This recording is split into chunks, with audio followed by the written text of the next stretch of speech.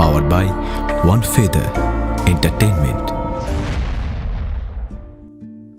সত্যকে কি কখনো লুকিয়ে রাখা যায়, নাকি রহস্য কুয়াশার মতো ধীরে ধীরে গ্রাস করে নেয় সবকিছু? সুশীল ভেবেছিল সেই শিকারী, সেই খুঁজে বের করবে সব উত্তর। কিন্তু খেলাটা যে এখানে অন্যরকম। জানকীনাথের আকস্মিক আগমন আর শ্রীগোপাল বাবুর সব গোপন কথা ফাঁস করে দেওয়া, সব মিলিয়ে পরিস্থিতি এখন সঙ্গীন। বিশ্বাস আর অবিশ্বাসের মাঝখানে দাঁড়িয়ে সুশীল কি পারবে আসল সত্য উদ্ঘাটন করতে, নাকি মিশমিদের কবচের অজানা জালে সেও জড়িয়ে পড়বে? রোমাঞ্চ, ভয় আর অজানার হাতছানি নিয়ে শুরু হচ্ছে বিভূতিভূষণ বন্দ্যোপাধ্যায়ের কালোজয়ী সৃষ্টি মিশমিদের কবচের দ্বিতীয় পর্ব। গল্প পাঠে ও সুশীলের ভূমিকায় সৌপ্তিক মল্লিক, হরিশ গাঙ্গুলির চরিত্রে শ্যামল মজুমদার, মিস্টার সোম ও ননী ঘোষের চরিত্রে আলাপন মুখার্জি, রায়পিসির ভূমিকায় পিয়ালি চ্যাটার্জি, অন্যান্য চরিত্রে সৌপ্তিক, পিয়ালি, শ্যামল ও আলাপন। শুরু হচ্ছে আজকের গল্প মিশমিদের কবচ দ্বিতীয় পর্ব।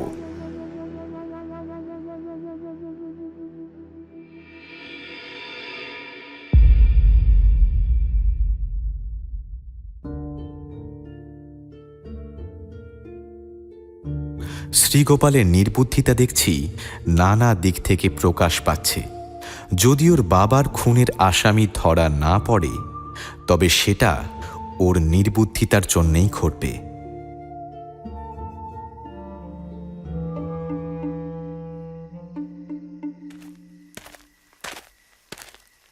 কথাটা শ্রীগোপালকে বলবার জন্যে তার বাড়ির দিকে চললাম। রাস্তাটা বাড়ির পেছনের দিকে তাড়াতাড়ি হবে বলে শর্টকাট করে গেলাম বনের মধ্যে দিয়ে। সেই বন যেখানে আমি সেদিন মিশমি জাতির কবচ ও দাঁতন কাঠির গোড়া সংগ্রহ করেছিলাম। অন্ধকারেই যাচ্ছিলাম, হঠাৎ একটা সাদা মতো কি কিছু দূরে দেখে থমকে দাঁড়িয়ে গেলাম। জিনিসটা আবার নড়ছে। অন্ধকারের জন্য ভয় যেন বুকের রক্ত হিম করে দিল। এই বনের পরেই গাঙ্গুলি মশাইয়ের বাড়ি। গাঙ্গুলি মশাইয়ের ভূত নাকি রে বাবা? হঠাৎ একটা টর্চ জ্বলে উঠল, সঙ্গে সঙ্গে কে যেন কড়া গলায় হাঁক দিল, কে কে কে কে ওখানে? আমিও তো তাই জিজ্ঞেস করতে যাচ্ছিলাম, কে আপনি? আমার সামনে সোজা হয়ে দাঁড়িয়ে পড়ল একটা মনুষ্য মূর্তি এবং টর্চের আলো। আধার কেটে গেলে দেখলাম সে ডিটেকটিভ জানকীবাবু। বিস্ময়ের সুরে বললাম, আপনি কি করছিলেন অন্ধকার বনের মধ্যে? আমি আমি আমি এই এই ও, বুঝেছি। কিছু মনে করবেন না, হঠাৎ এসে পড়েছিলাম এখানে। না না না না না না কিছু না কিছু না। তাড়াতাড়ি পাশ কাটিয়ে এগিয়ে চললাম। ভদ্রলোক শুধু অপ্রতিভ নয়, যেন হঠাৎ ভীত ও ত্রস্ত হয়ে পড়েছেন। কি মুশকিল, এসব পাড়াগাঁয়ে শহরের মতো বাথরুমের বন্দোবস্ত না থাকাতে সত্যিই অনেকের বড়ই অসুবিধে হয়। প্রাইভেট ডিটেকটিভ জানকী বড়ুয়াকে এই অন্ধকারে গাঙ্গুলি মশাইয়ের ভূত বলে মনে হয়েছিল ভেবে আমার খুব হাসি পেল। ভদ্রলোককে কি বিপন্নই করে তুলেছিলাম। সেদিন সন্ধ্যার পরে শ্রীগোপালের বাড়ি বসে চা খাচ্ছি, এমন সময় জানকীবাবু আমার পাশে এসে বসলেন। তাঁকেও চা দেয়া হলো। জানকীবাবু দেখলাম বেশ মজলিশি লোক। চা খেতে খেতে তিনি নানা মজার মজার গল্প বলতে লাগলেন। আমায় বললেন, আরে আমি তো মশাই গাঁয়ের জামাই, আজ 14 বছর বিয়ে করেছি। কাকে না চিনি বলুন গ্রামে? সকলেই আমার আত্মীয়। আপনি এখানে প্রায়ই যাতায়াত করেন? তাহলে তো হবেই আত্মীয়তা। আমার স্ত্রী মারা গিয়েছেন আজ বছর 3। তারপর আমি প্রায় আসি না, তবে আমার শাশুড়ি ঠাকুরুন বৃদ্ধা হয়ে পড়েছেন তো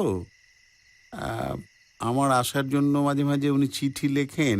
এই না এসে পারি নে। ছেলেপুলে কি আপনার? হ্যাঁ, একটি ছেলে হয়েছিল, মারা গিয়েছে। এখন আর কিছুই নেই। ও, হঠাৎ জানকীবাবু আমার মুখের দিকে চেয়ে আমায় জিজ্ঞেস করলেন, আচ্ছা, গাঙ্গুলি মশাইয়ের খুন সম্বন্ধে পুলিশ কোনো সূত্র পেয়েছেন বলে আপনার মনে হয়? কেন বলুন তো? মানে আমার বিশেষ কৌতূহল এ সম্বন্ধে। গাঙ্গুলি মশাই আমার শ্বশুরের সমান ছিলেন, বড় স্নেহ করতেন আমায়। তার খুনের ব্যাপারে একটা কিনারা না হওয়া পর্যন্ত আমার মনে শান্তি নেই। হ্যাঁ, আমার মনে কোনো অহংকার নেই মশাই। আমি এ খুনের কিনারা করি বা আপনি করুন বা পুলিশই করুক না কেন, আমার পক্ষে সব সমান। যার দ্বারাই হোক কাজটা হলেই হলো। আমি নাম চাই না। নাম কে চায় বলুন? আমিও নই। আরে তবে আসুন না, আমরা মিলেমিশে এই কাজটা করি। পুলিশকেও বলুন, পুলিশও তো খুব রাজি। তারা তো এতে খুশি হবে। বেশ, তবে কাল থেকে।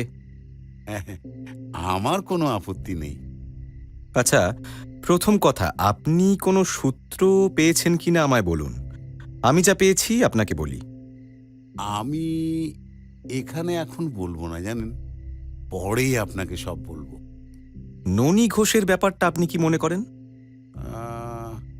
সেদিন তো আপনাকে আমি বলেছি ওকে আমার সন্দেহ হয়। আপনি ওকে সন্দেহ করেন? নিশ্চয়ই করি। আচ্ছা, আপনি ওর বিরুদ্ধে কোনো প্রমাণ পেয়েছেন? সেই গহনা ব্যাপারটাই তো ওর বিরুদ্ধে একটা মস্ত বড় প্রমাণ। তা আমারও মনে হয়েছে জানেন, কিন্তু ওর মধ্যে গোলমালও যথেষ্ট। মহিন শ্যাকরাকে নিয়ে তো? আমি মহিনকে সন্দেহ করি না। কেন বলুন তো? মহিন তো খাতা লিখত না গাঙ্গুলি মশায়ের। ভেবে দেখুন কথাটা। হ্যাঁ, সেসব তো আমিও ভেবেছি। তাতেও তো জিনিসটা পরিষ্কার হয় না। চলুন না, দুজনে একবার ননির কাছে যাই। তার কাছে আমিও গিয়েছিলাম, তাতে কোনো ফল হবে না জানেন। আচ্ছা, ওই হিসেবের খাতাখানা কোথায়? পুলিশের জিম্মায়। আপনি ভালো করে দেখেছেন খাতাখানা? দেখেছি বলেই তো ননিকে জড়াতে পারি না ভালো করে। কেন? শুধু ননির হাতের লেখা নয়, আরও অনেকের হাতের লেখা তাতে আছে। এই কার কার কার কার? জানকীবাবু এই প্রশ্নটা করে আমার মুখের দিকে যেন উৎকণ্ঠিত আগ্রহে উত্তরের প্রতীক্ষায় চেয়ে রইলেন। আমি মৃত মুসলমান ভদ্রলোকটির ও স্কুল ছাত্রটির কথা তাকে বললাম। জানকীবাবু বললেন, ও এই, সে তো আমি জানি, শ্রীগোপালের মুখে তো শুনেছি। যা শুনেছেন তার বেশি আমারও কিছু বলবার নেই।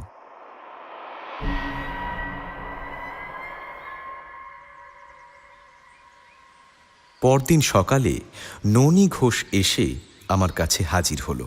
বলল, বাবু, আপনার সঙ্গে আমার একটা কথা আছে। কি বলো? জানকীবাবু এ গায়ের জামাই বলে খাতির করি, কিন্তু উনি কাল রাতে আমায় যেরকম গালবন্ধ করে এসেছেন তাতে আমি বড় দুঃখিত। বাবু, বাবু যদি দোষ করে থাকি পুলিশে দেন, গালবন্ধ কেন? তুমি বড় চালাক লোক ননী, আমি সব বুঝি। পুলিশে দেবার হলে তোমাকে একদিনও হাজতের বাইরে রাখবো ভেবেছ? বাবুও কি আমাকে এখনো সন্দেহ করেন? লোকটা সাংঘাতিক ধূর্ত। আমার দৃঢ় বিশ্বাস, এই খুন যেই করুক, ননী তার মধ্যে নিশ্চয়ই জড়িত। অথচ ও ভেবেছে যে আমার চোখে ধুলো দেবে। বললাম, সে কথা এখন নয়, 1 মাসের মধ্যেই জানতে পারবে। বাবু, আপনি আমাকে যতই সন্দেহ করুন, ধর্ম যতদিন মাথার ওপর আছে। ধূর্ত লোকেরাই ধর্মের দোহাই পারে বেশি। লোকটার উপর সন্দেহ দ্বিগুণ বেড়ে গেল। সারাদিন অন্য কাজে ব্যস্ত ছিলাম। সন্ধ্যার পরে আহারাদি সেরে অনেকক্ষণ বই পড়লাম। তারপর আলো নিভিয়ে দিয়ে নিদ্রা দেবার চেষ্টা করলাম, কিন্তু কেন জানি না অনেক রাত পর্যন্ত ঘুম হলো না। এবং বোধহয় সেই জন্যই সেই রাতে আমার প্রাণ বেঁচে গেল।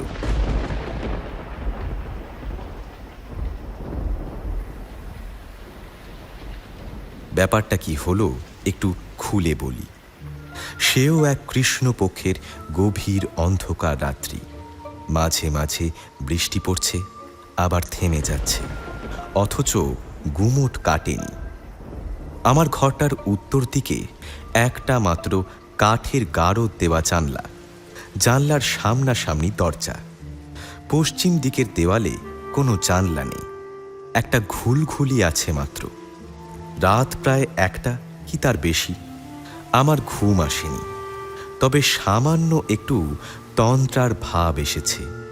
হঠাৎ বাইরে ঘুলঘুলির ঠিক নিচেই কার যেন পায়ের শব্দ শোনা গেল।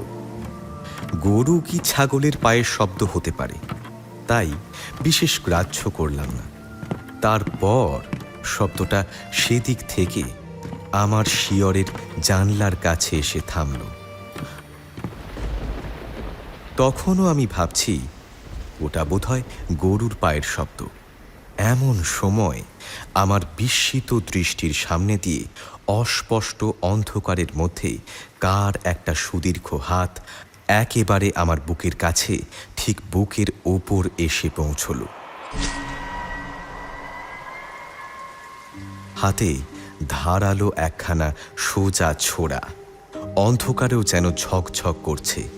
ততক্ষণে আমার বিস্ময়ের প্রথম মুহূর্ত কেটে গিয়েছে। আমি তাড়াতাড়ি পাশ মোড়া দিয়ে ছোরা সমেত হাতখানা ধরতে গিয়ে মুহূর্তের জন্য একটা বাঁশের লাঠিকে চেপে ধরলাম। পরক্ষণেই কে একটা জোর ঝটকায় লাঠিখানা আমার হাত থেকে ছিনিয়ে নিল। সঙ্গে সঙ্গে ছোড়ার তীক্ষ্ণ অগ্রভাগের আঘাতে আমার হাতের কবজি ও বুকের খানিকটা চিরে রক্তারক্তি হয়ে গেল। তাড়াতাড়ি উঠে টর্চ জেলে দেখি বিছানা রক্তে মাখামাখি হয়ে গিয়েছে। তক্ষুনি ন্যাকড়া ছিঁড়ে হাতে জলপট্টি বেঁধে লণ্ঠন জ্বাললাম। লাঠির অগ্রভাগে তীক্ষ্ণাস্ত্র ছোরা বাঁধা ছিল। আমার বুক লক্ষ্য করে ঠিক কুড়ুলের কোপের ধরনের লাঠি উঁচিয়ে কোপ মারলেই ছোরা পিঠের ওদিক দিয়ে ফুঁড়ে বেরোত। তারপর বাঁধন আলগা করে ছোরাখানা আমার বিছানার পাশে কিংবা আমার ওপর ফেলে রাখলেই আমি যে আত্মহত্যা করেছি এ কথা বিশেষজ্ঞ ভিন্ন অন্য লোককে ভুল করে বোঝানো যেত। আমি নিরস্ত্র ছিলাম না, মিস্টার সোমের ছাত্র আমি। আমার বালিশের তলায় 6 নলা অটোমেটিক ওয়েবলি লুকোনো। সেটা হাতে করে তক্ষুনি বাইরে এসে টর্চ ধরে ঘরের সর্বত্র খুঁজলাম। জানলার কাছে জুতো শুদ্ধ টাটকা পায়ের দাগ। ভালো করে টর্চ ফেলে দেখলাম, কি জুতো, রাবার সোল নাকি চামড়া? অন্ধকারে ভালো করে বোঝা গেল না। এখনই এই জুতোর সোলের একটা ছাঁচ নেওয়া দরকার, কিন্তু তার কোনো উপকরণ দুর্ভাগ্যবশত আজ আমার কাছে নেই। আমার মনে কেমন ভয় করতে লাগলো। আকাশের দিকে তাকালাম। কৃষ্ণপক্ষের ঘোর মেঘান্ধকার রজনী। এমনই রাত্রে ঠিক গত কৃষ্ণপক্ষেই গাঙ্গুলি মশাই খুন হয়েছিলেন।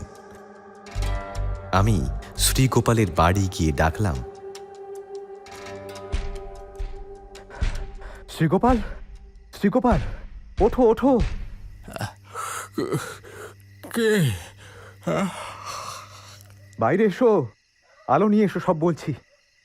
শ্রীগোপাল একটা কেরোসিনের টেমি জ্বালিয়ে চোখ মুছতে মুছতে বিস্মিত মুখে বার হয়ে এসে বলল, কে? ও আপনি এত রাত্রে কি মনে করে? চলো বসি, তারপর সব বলছি। আচ্ছা, এক গ্লাস জল খাওয়াও তো দেখি। চা খাবেন?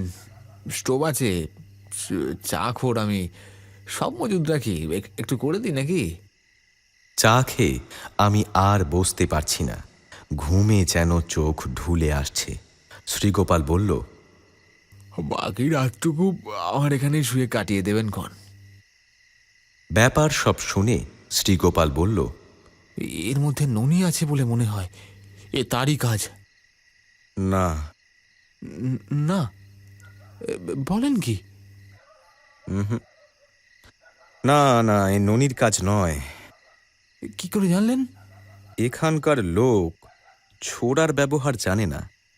বাংলাদেশের পাড়াগাঁয়ে ছোড়ার ব্যবহার নেই। তবে এ কাজ যে করেছে সে বাংলার বাইরে থাকে। আচ্ছা, তুমি কাউকে রাতের কথা বলো না কিন্তু। তাহলে আপনাকে খুন করতে আসার উদ্দেশ্যটা ঠিক? আমি দোষী খুঁজে বার করবার কাজে পুলিশকে সাহায্য করছি। এছাড়া আর অন্য কি উদ্দেশ্য থাকতে পারে?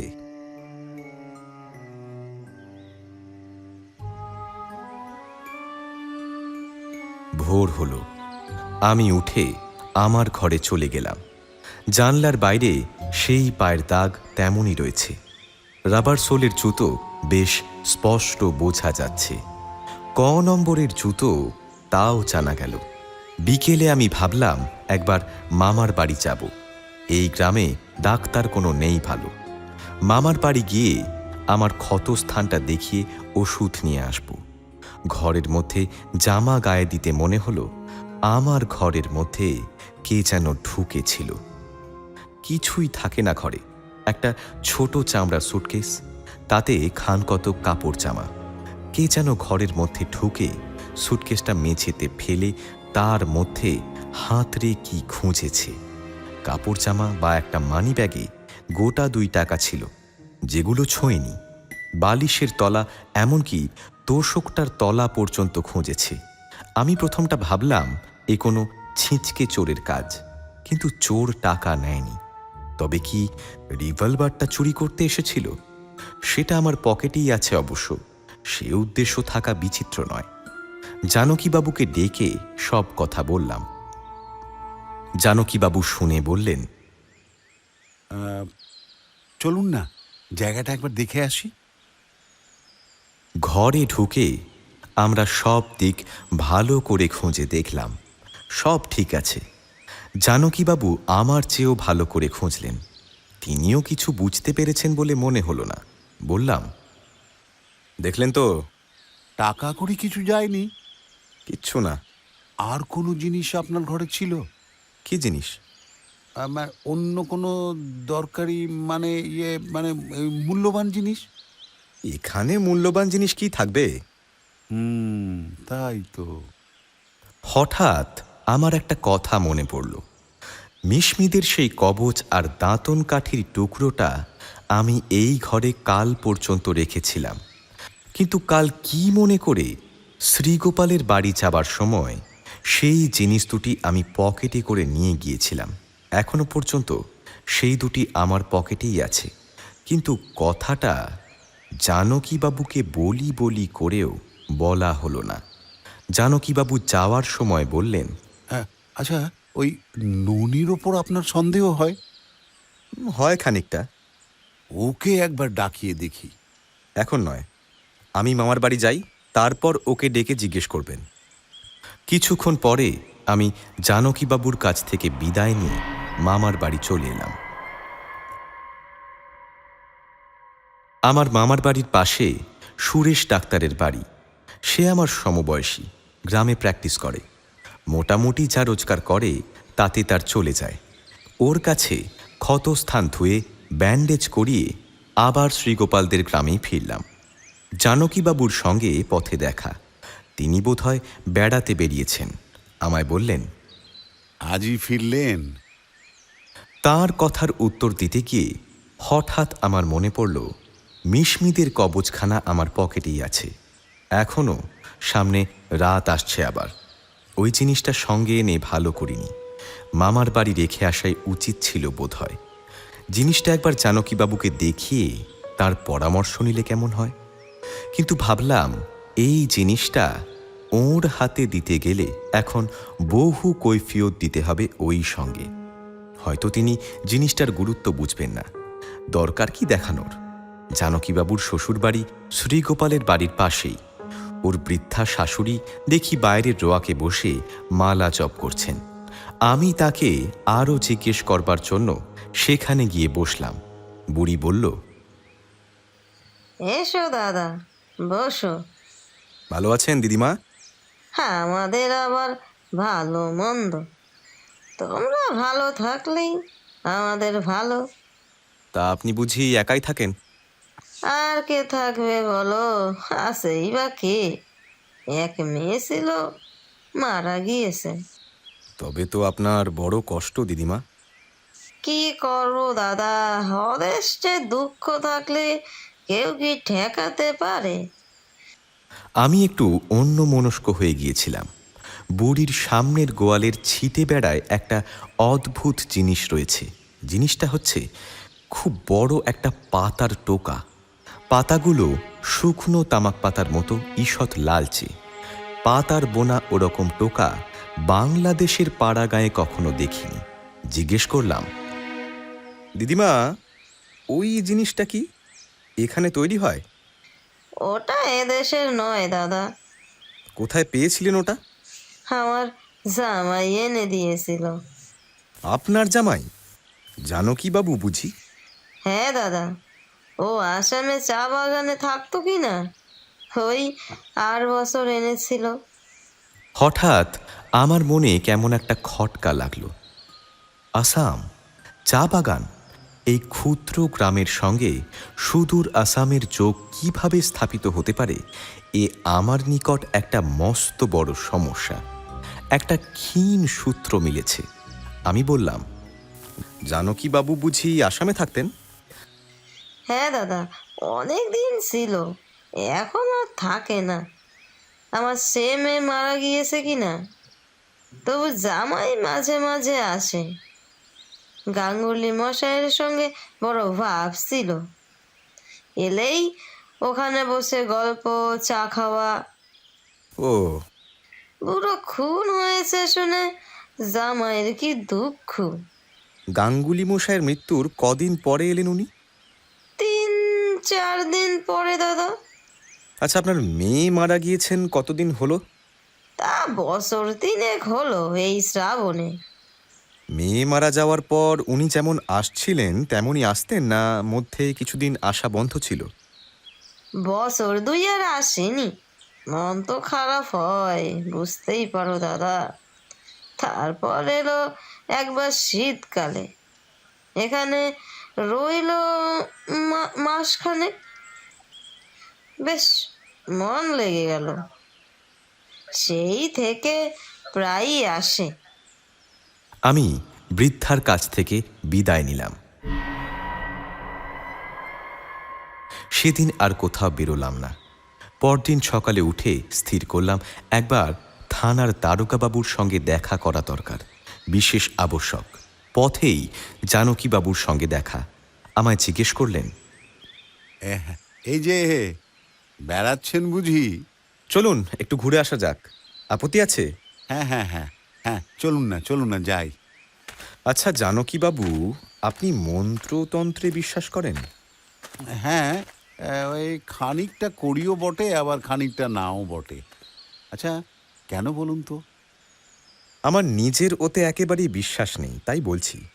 আপনি তো অনেক দেশ ঘুরেছেন, আপনার অভিজ্ঞতা আমার চেয়ে অনেক বেশি। হঠাৎ জানকীবাবু আমার চোখের সামনে এমন একটা কাণ্ড করলেন যাতে আমি স্তম্ভিত ও হতভম্ব হয়ে দাঁড়িয়ে রইলাম কিছুক্ষণের জন্য। কাণ্ডটা এমন কিছুই নয়, খুব সাধারণ। জানকীবাবু পথের পাশে ঝোপের জঙ্গলের দিকে চেয়ে বললেন, দাঁড়ান, একটা দাঁতন ভেঙে নি। সকাল বেলাটা। তারপর তিনি আমার সামনে পথের ধারে একটা শেওড়া ডাল ঘুরিয়ে ভেঙে নিলেন দাঁতন কাঠির জন্য। আমার ভাবান্তর অতি অল্পক্ষণের জন্য। পরক্ষণেই আমি সামলে নিয়ে তাঁর সঙ্গে সহজভাবে কথাবার্তা বলতে শুরু করলাম। ঘণ্টাখানেক পরে ঘুরে এসে আমি ভাঙা শেওড়া ডালটা ভালো করে লক্ষ্য করে দেখি, সঙ্গে সেদিনকার সেই দাঁতন কাঠির শুকনো গোড়াটা এনেছিলাম। যে বিশেষ ভঙ্গিতে আগের গাছটা ভাঙা হয়েছে, এটাও অবিকল তেমনই ভঙ্গিতে ঘুরিয়ে ঘুরিয়ে ভাঙা, কোনো তফাৎ নেই। আমার মাথার মধ্যে ঝিমঝিম করছিল।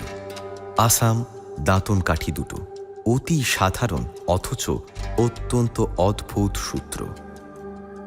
জানকীবাবুর এখানে গত 1 বছর ধরে ঘন ঘন আসা যাওয়া, পত্নী বিয়োগ সত্ত্বেও শ্বশুরবাড়ি আসার তাগিদ, গাঙ্গুলি মশাইয়ের সঙ্গে বন্ধুত্ব।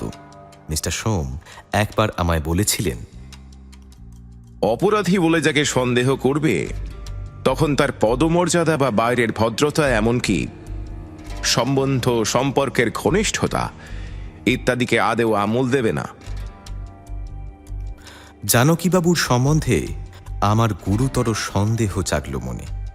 একটা সূত্র এবার অনুসন্ধান করা দরকার, অত্যন্ত দরকারি একটা সূত্র।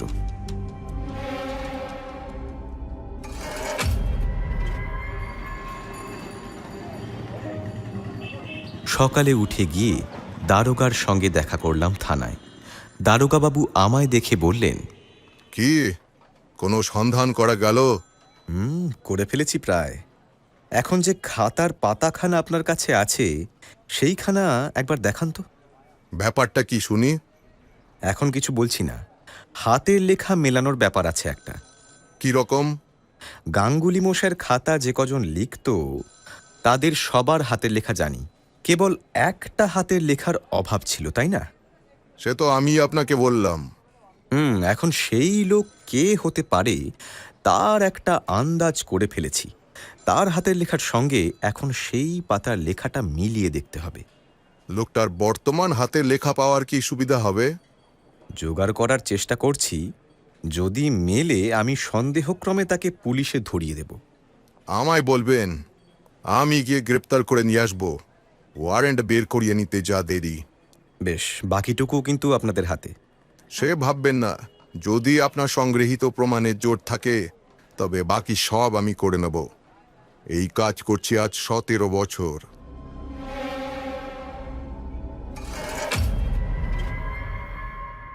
আমি গ্রামে ফিরে একদিনও চুপ করে বসে রইলাম না।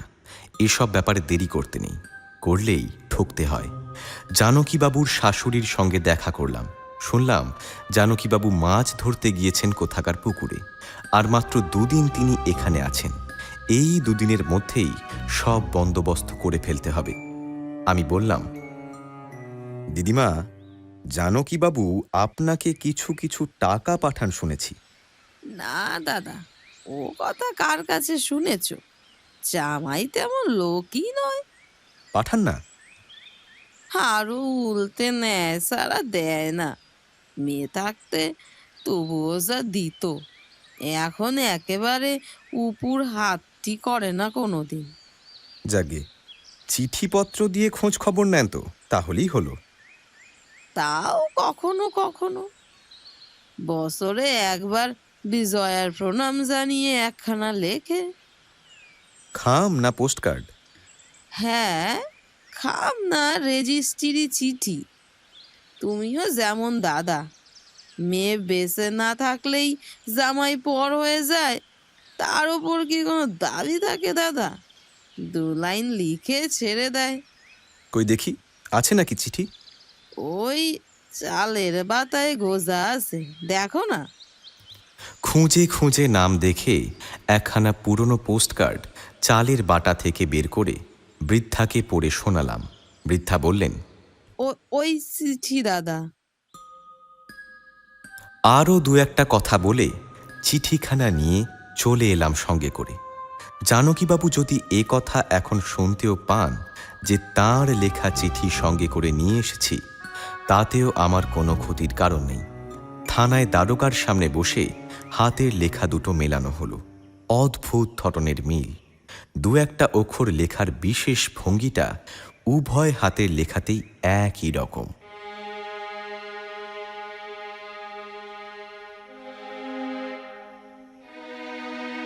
তবুও একজন হাতের লেখা বিশেষজ্ঞের মত নেওয়া দরকার নয় কি? সে তো কোর্টে প্রমাণের সময়, এখন ওসবের দরকার নেই। আপনি সন্দেহক্রমে চালিয়ে দিন। আমায় অন্য কারণগুলো সব বলুন। একে একে সব বলবো, তার আগে একবার কলকাতায় যাওয়া দরকার। মিস্টার সোমের সঙ্গে দেখা করলাম কলকাতায়। সব বললাম তাকে খুলে। তিনি বললেন, একটা কথা বলি, তোমাদের সাক্ষী সাবুত প্রমাণ সূত্রাদির চেয়েও একটা বড় জিনিস আছে। এটা সূত্র ধরে অপরাধী বের করতে বড় সাহায্য করে। অন্তত আমাকে তা অনেকবার সাহায্য করেছে, যথেষ্টই সাহায্য করেছে। সেটা হলো অঙ্কশাস্ত্র।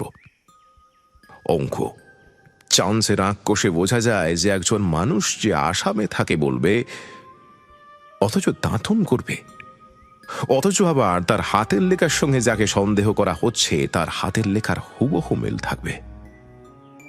এই ধরনের ব্যাপার হয়তো 3000-এর মধ্যে একটা ঘটে। এক্ষেত্রে যে সেরকম ঘটেছে এমনটা মনে করবার কোনো কারণ নেই। সুতরাং ধরে নিতে হবে যে ও সেই লোকই।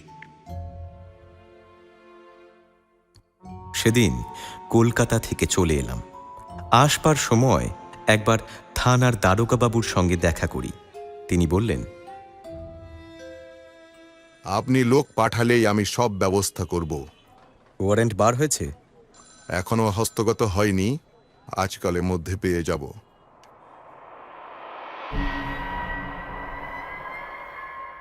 গ্রামে ফিরে 2-3 দিন চুপচাপ বসে রইলাম শ্রীগোপালের বাড়িতে। খবর নিয়ে জানলাম জানকীবাবু 2-1 দিনের মধ্যেই এখান থেকে চলে যাবেন। থানার দারোগার কাছে চিঠি দিয়ে আসতে বলে দিলাম।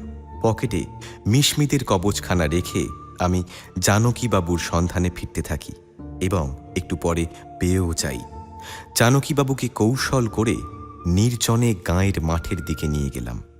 আজ একবার শেষ পরীক্ষা করে দেখতে হবে, হয় এসপার নয় ওসপার। জানকীবাবু বললেন, আপনার কাজ কদ্দূর এগুলো? এক পাও না। তা আপনি কি বলেন? আমি তো ভাবছি ননির সম্বন্ধে থানায় গিয়ে বলবো। সন্দেহের কারণ পেয়েছেন? না পেলে কি আর বলছি। আচ্ছা জানকীবাবু, আপনি বুঝি আসামে ছিলেন? কে বললে? আমি শুনলাম যেন সেদিনকার মুখে। না না না না, আমি আমি কখনো আসামে ছিলাম না। যিনি বলেছেন তিনি জানেন না। আমার মনে ভীষণ সন্দেহ হলো, জানকীবাবু এ কথা বলতে চান কেন? তবে কি তিনি বুঝতে পেরেছেন মিশমিদের কবচ হারানো এবং বিশেষ করে সেখানা যদি আমার হাতে পড়ে বা পুলিশের কোনো সুযোগ্য ডিটেকটিভের হাতে পড়ে তবে বিস্তর গণ্ডগোল। আমি তখন আমার কর্তব্য স্থির করে ফেলেছি। বললাম, মানে অন্য কেউ বলেনি, আপনার দেওয়া একটা পাতার টোকা সেদিন আপনার শ্বশুর বাড়িতে দেখে ভাবলাম এ টোকা আসাম সদিয়া অঞ্চল ছাড়া কোথাও পাওয়া যায় না।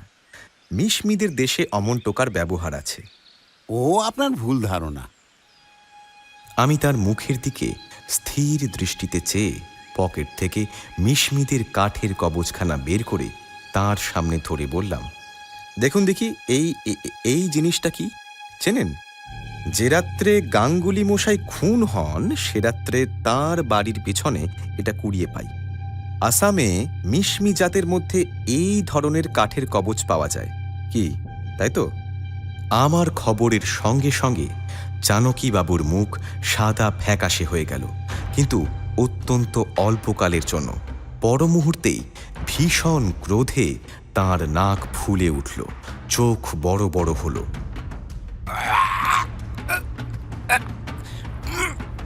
হঠাৎ আমার কথা শেষ হওয়ার আগেই তিনি আমার ঘাড়ে লাফিয়ে পড়লেন বাঘের মতো এবং সঙ্গে সঙ্গে কবচ শুদ্ধ হাতখানা চেপে ধরে জিনিসটা ছিনিয়ে নেওয়ার চেষ্টা করলেন। তাতে ব্যর্থ হয়ে তিনি 2 হাতেই আমার গলা চেপে ধরলেন পাগলের মতো।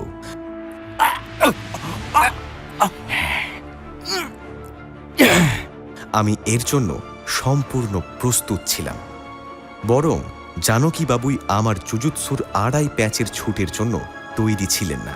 তিনি হাতের মাপের অন্তত 3 হাত দূর ছিটকে পড়ে হাঁপাতে লাগলেন।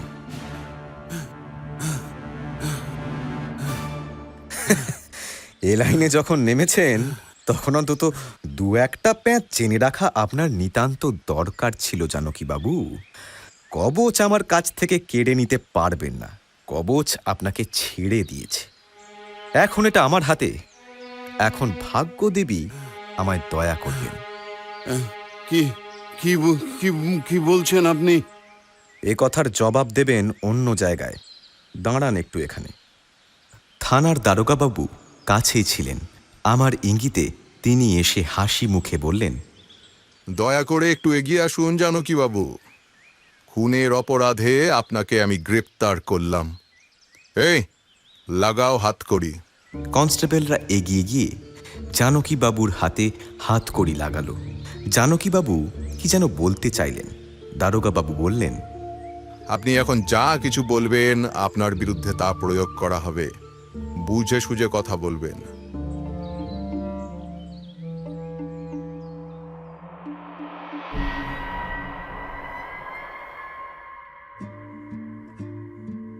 জানকীবাবুর বিরুদ্ধে পুলিশ আরও অনেক প্রমাণ সংগ্রহ করে। গাঙ্গুলি মশাই খুন হওয়ার 5 দিনের মধ্যে তিনি জেলার লোন অফিস ব্যাংকে 950 টাকা জমা রেখেছেন। পুলিশের খানা তল্লাশিতে তার কাগজ পার হয়ে পড়ল। তারপর বিচারে জানকীবাবুর যাবজ্জীবন দ্বীপান্তরের আদেশ হয়। একটা বিষয়ে আমার আগ্রহ ছিল জানবার। জানকীবাবুর সঙ্গে আমি জেলের মধ্যে দেখা করলাম। তখন তার দণ্ডাদেশ হয়ে গিয়েছে। আমাকে দেখে জানকীবাবু ভ্রু কুঞ্চিত করলেন। আমি জিজ্ঞেস করলাম, কেমন আছেন জানকীবাবু? ধন্যবাদ, কোনো কথা জিজ্ঞেস করতে হবে না আপনাকে। একটু বেশি রাগ করেছেন বলে মনে হচ্ছে, কিন্তু আমায় যে কর্তব্য পালন করতে হয়েছে তা নিশ্চয়ই বুঝতেই পারছেন। থাক থাক থাক, ওতেই হবে। দেখুন জানকীবাবু, মনের অগোচরে পাপ নেই। আপনি খুব ভালোভাবেই জানেন আপনি কত দূর হীন কাজ করেছেন। একজন অসহায় সরল বৃদ্ধ ব্রাহ্মণ, যিনি আপনাকে গাঁয়ের জামাই জেনে আপনার প্রতি আত্মীয়ের মতো, এমনকি আপনার শ্বশুরের মতো ব্যবহার করতেন, আপনাকে সম্পূর্ণ বিশ্বাস করে তার টাকা কড়ির হিসেব আপনাকে দিয়ে লেখাতেন, তাকে আপনি খুন করেছেন। পরকালে এর জবাবদিহি যখন দিতে হবে, তখন কি করবেন সেটা ভাবলেন না একবার? আরে মশাই, আপনাকে পাদ্রী সাহেবের মতো লেকচার দিতে হবে না। আপনি যদি এখনই এখান থেকে না যান, আমি ওই ওয়ার্ডারকে ডেকে আপনাকে এখান থেকে তাড়িয়ে দেবো। বিরক্ত করবেন না একদম। লোকটা সত্যি অত্যন্ত কঠোর প্রকৃতির। নররক্তে হাত কলুষিত করেছে, অথচ এখন মনে অনুতাপের অঙ্কুর পর্যন্ত জাগেনি ওর। আমি বললাম, আপনি সংসারে একা, ছেলেপুলে নেই, স্ত্রী নেই, তাঁরা স্বর্গে গিয়েছেন, কিন্তু আপনার এই কাজ স্বর্গ থেকে কি তাঁরা দেখবেন না আপনি ভেবেছেন? তাদের কাছে মুখ দেখাবেন কি করে? জানকীবাবু চুপ করে রইলেন এবার। আমি ভাবলাম ওষুধ ধরেছে।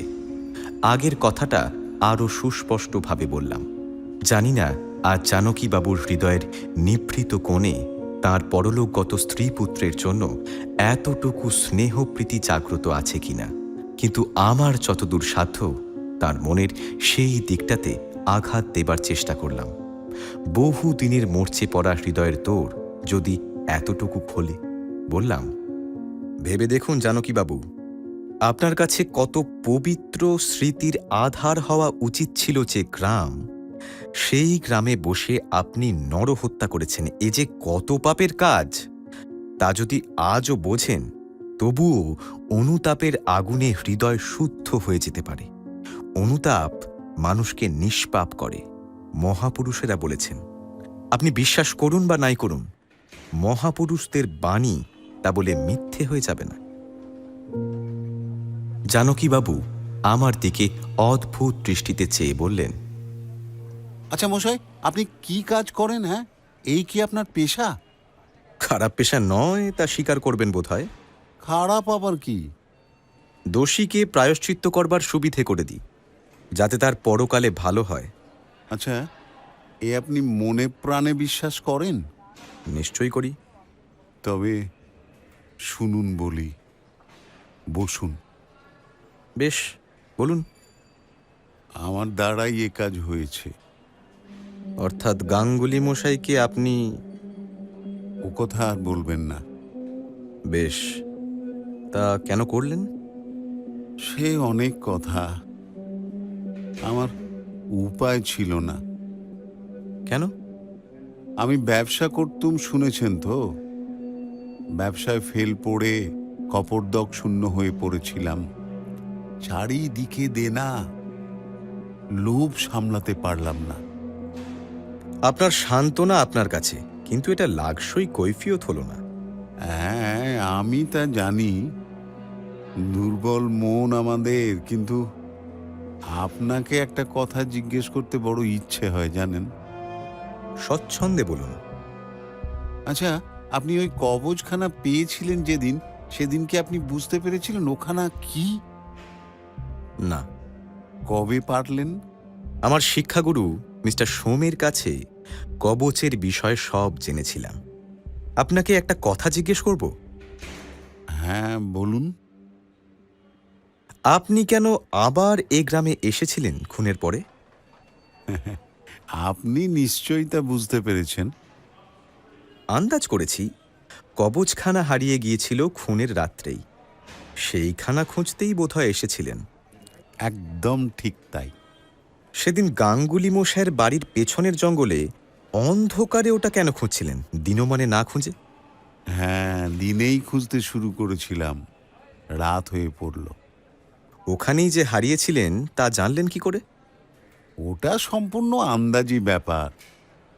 কোনো জায়গায় যখন খুঁজে পেলাম না, তখন মনে পড়ল ওই জঙ্গলে তো দাঁতন ভাঙতে গিয়েছিলাম, তখন পকেট থেকে পড়ে যেতে পারে।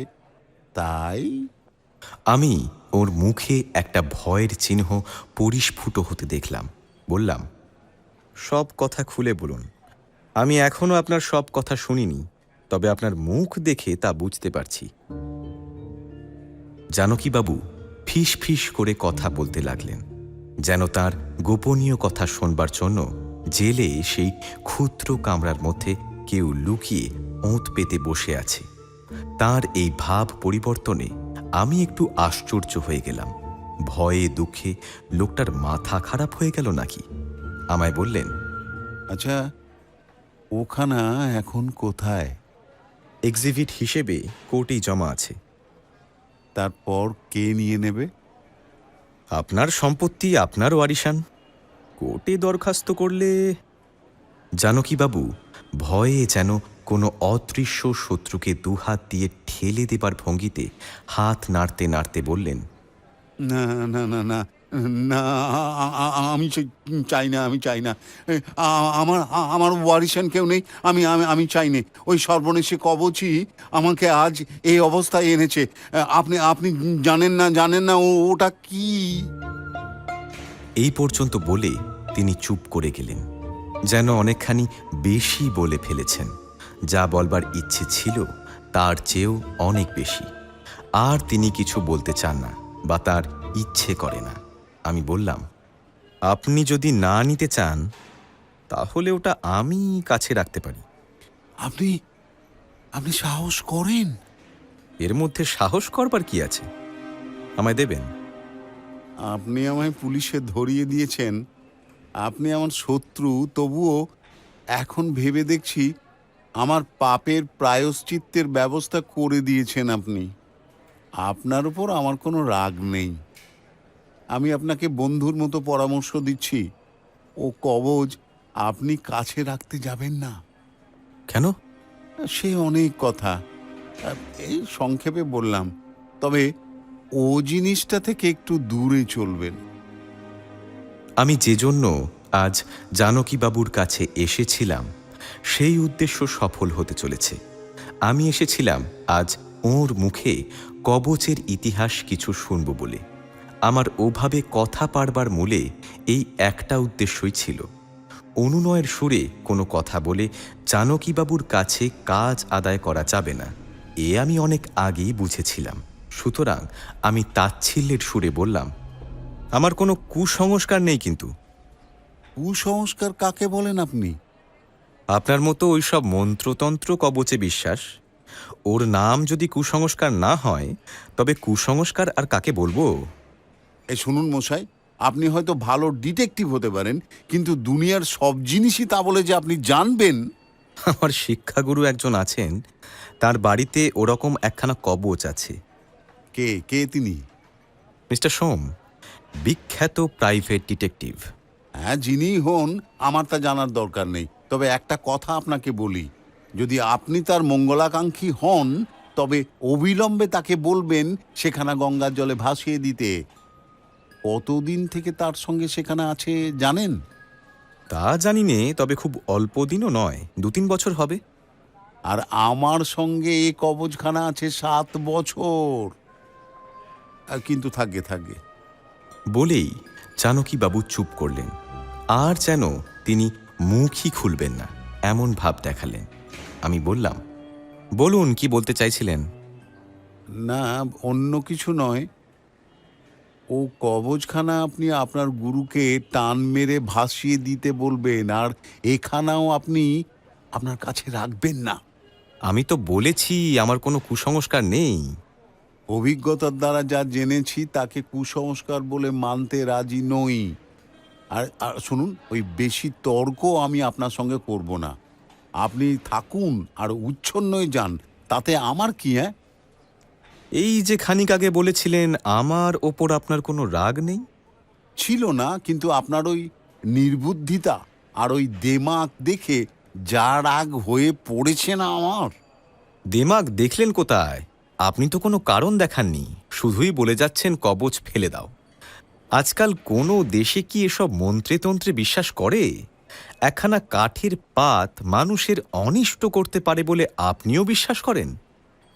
আমিও আগে ঠিক এই কথাই ভাবতাম, কিন্তু এখন আমি বুঝেছি এমন সময় যে যখন আর কোনো চারা নেই। আরে বাবা, জিনিসটা কি একটু খুলে বলুন না দয়া করে। শুনবেন তবে? ওই কবজই আমার এই সর্বনাশের কারণ। আমি বুঝেছিলাম এ সম্বন্ধে জানকীবাবু কি একটা কথা আমার কাছে চেপে যাচ্ছেন। আগে একবার বলতে গিয়েও বলেননি, হঠাৎ গুম খেয়ে চুপ করে গিয়ে অন্য কথা পেড়েছিলেন। এবার হয়তো তার পুনরাবৃত্তি করবেন।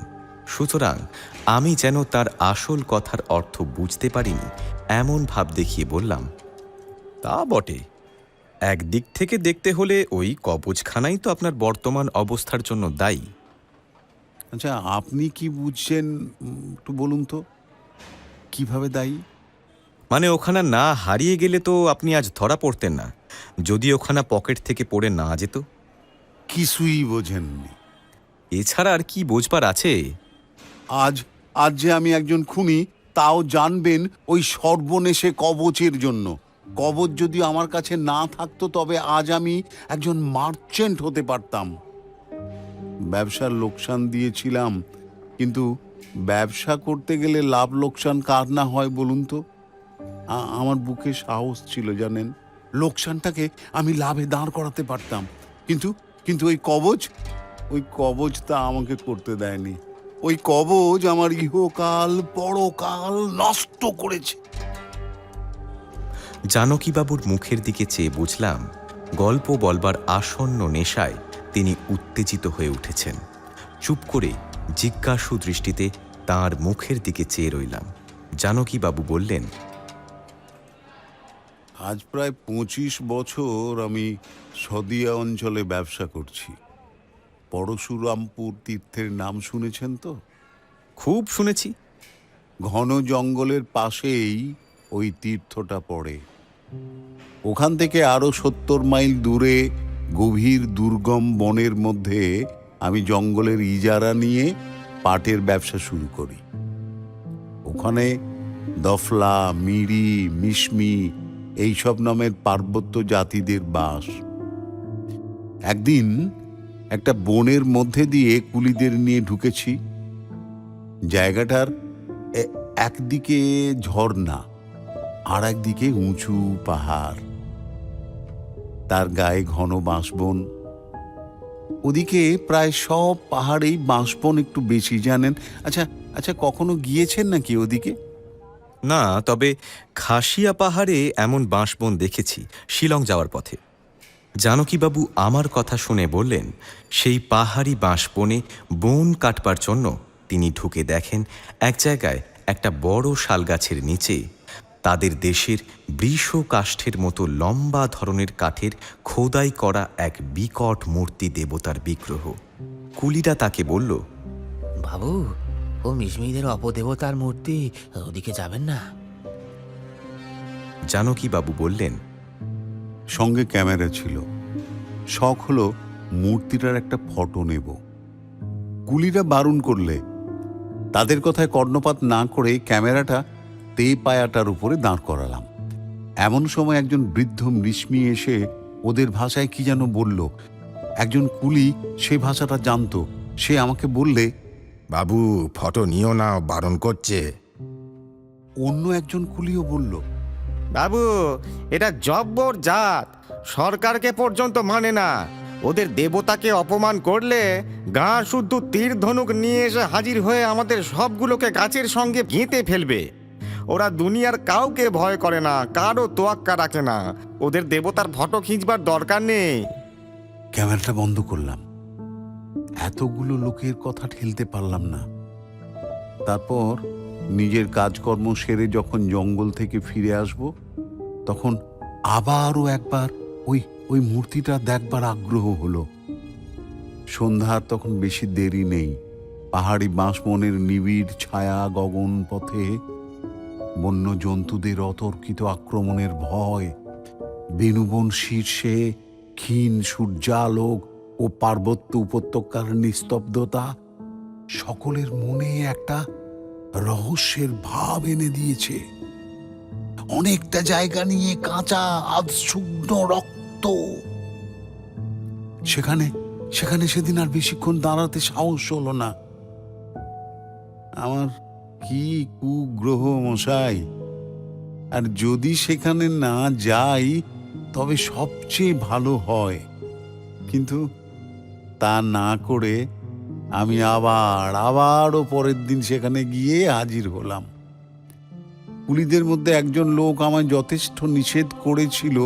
সে বলেছিল, বাবু, তুমি কলকাতার লোক, এসব দেশের গতি কিছু জানো না।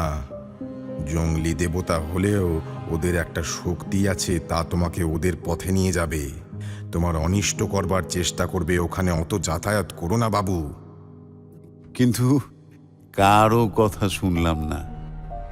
গেলাম শেষ পর্যন্ত, লুকিয়েই গেলাম, পাছে কুলিরা টের পায়। ক্যামেরা নিয়ে যদি যেতাম তাহলে তো বুঝতাম ফটো নিতে যাচ্ছি। তাই বলেছিলাম, কেন যে সেখানে গেলাম তা নিজেই ভালো জানি নে।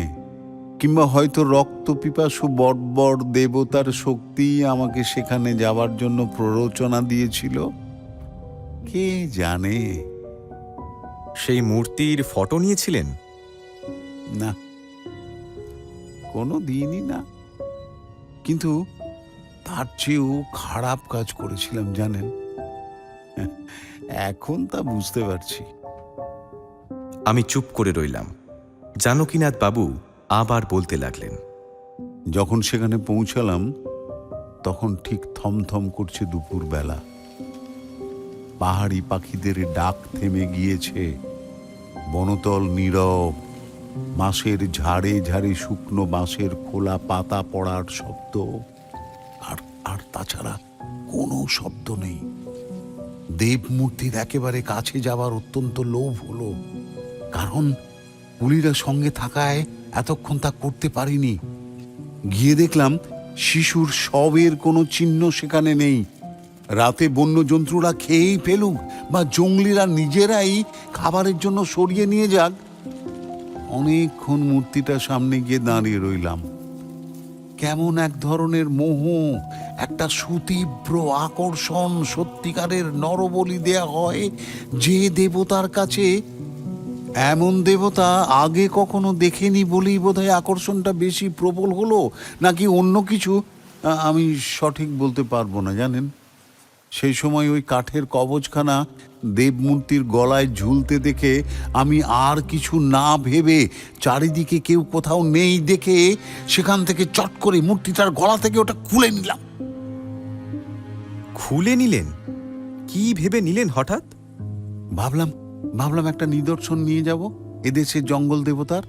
ওখানে দেশের 5 জনের কাছে গিয়ে দেখাবো নরবলি খায় যে দেবতা, তার সম্বন্ধে যখন বৈঠকখানায় বসে জাঁকিয়ে গল্প করব, তখন সঙ্গে সঙ্গে এখানা বার করে দেখাবো।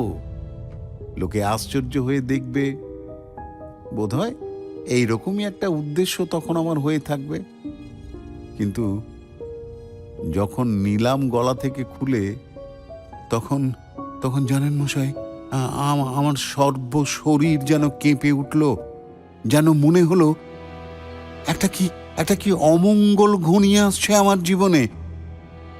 ও ধরনের দুর্বলতাকে আমি কখনোই আমল দিইনি জানেন, তাই সেটাকে খুলে আমি পকেটজাত করে ফেললাম একেবারে। মিশমিদের অনেকে এরকম কবচ গলায় ধারণ করে, সেটা আমি দেখেছি। ওই শত্রুদের সঙ্গে যুদ্ধ করতে যাওয়ার সময় বিশেষ করে তারা এটা গলায় পরবেই।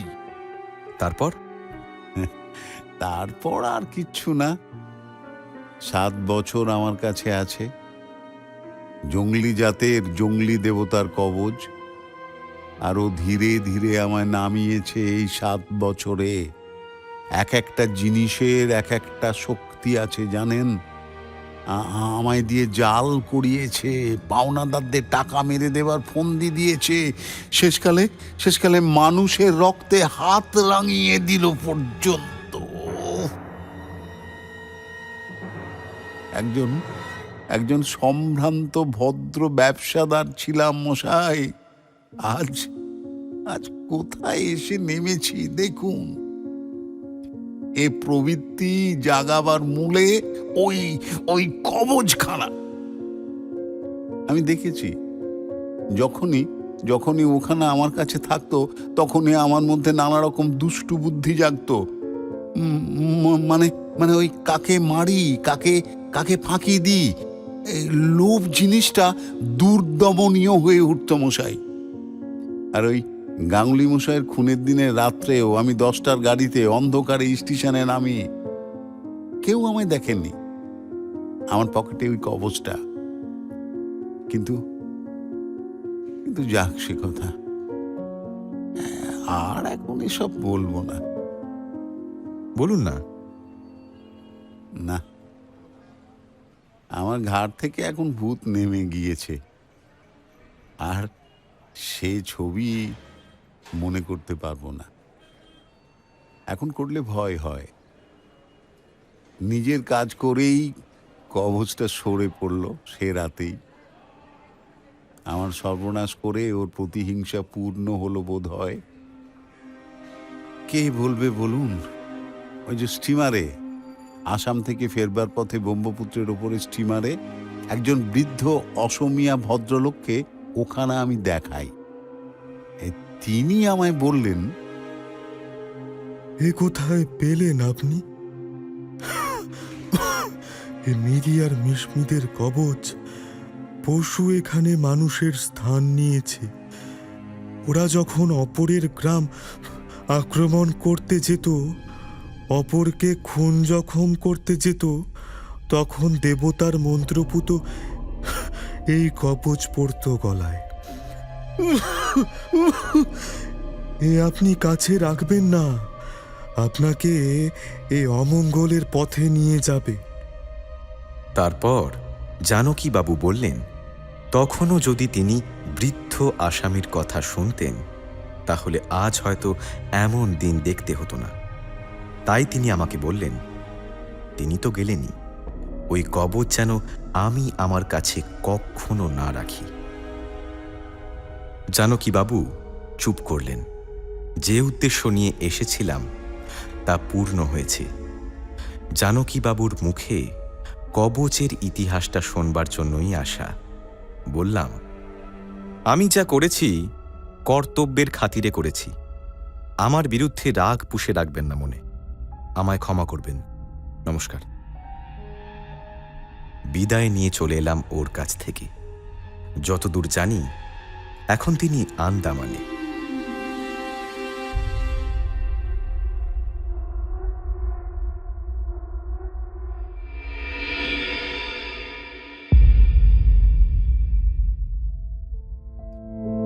আমাদের গল্প ফুরলো, নোটে গাছটি মুড়লো। তাহলে আজ আসি, আবার আসবো পরের বুধবার ঠিক রাত 9:30টায় নতুন একটি গল্প নিয়ে টক থিয়েটারের অফিসিয়াল ইউটিউব চ্যানেলে, powered by One Feather entertainment.